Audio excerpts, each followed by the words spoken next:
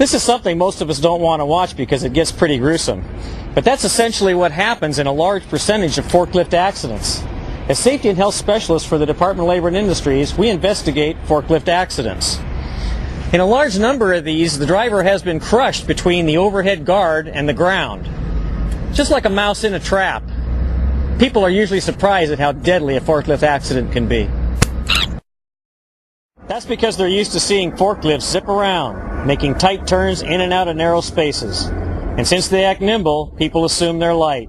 But that's wrong. Dead wrong. Even without a load, a forklift can weigh as much as 2 passenger cars.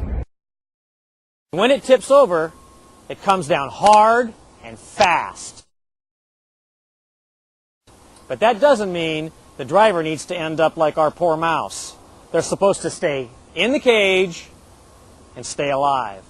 The driver's cage is designed to withstand many times the force of a tip over. The trick is keeping the driver inside the cage. See, a driver might mount and dismount a forklift many times a day.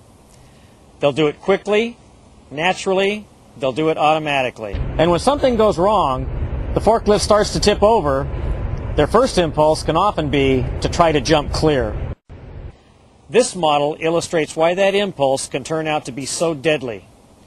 As soon as the center of gravity gets outside of the machine's stability triangle, the heavy weight of the forklift acts like the spring in a mousetrap.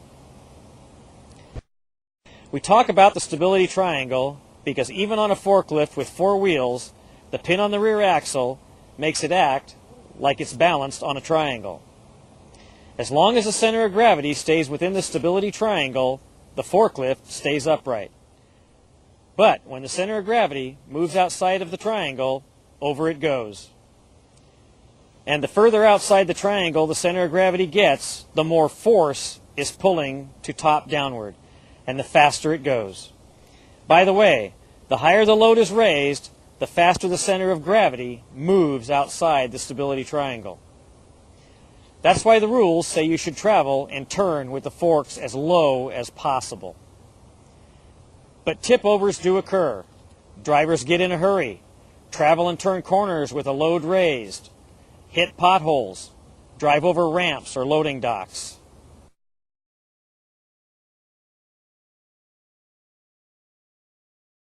And that's why seat belts are so important, to keep the driver in the cage. They override the impulse to jump to safety.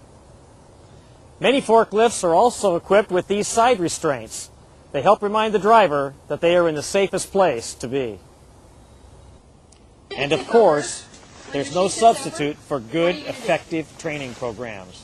That's actually where saving drivers' lives all begins. These 4 fingers. So what are you going to do now? Excellent, excellent. And then you don't hear that. Training on each machine the person will operate in the workplace, and training on hazards specific to that workplace.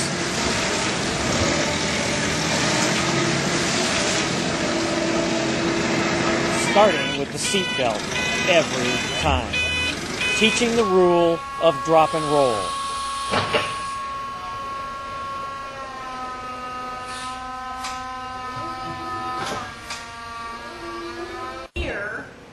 Making sure the driver understands why that's so important. Does that make sense? So the key of the safe operator is to make sure that the center of gravity stays in the stability triangle. And then enforcing the rules.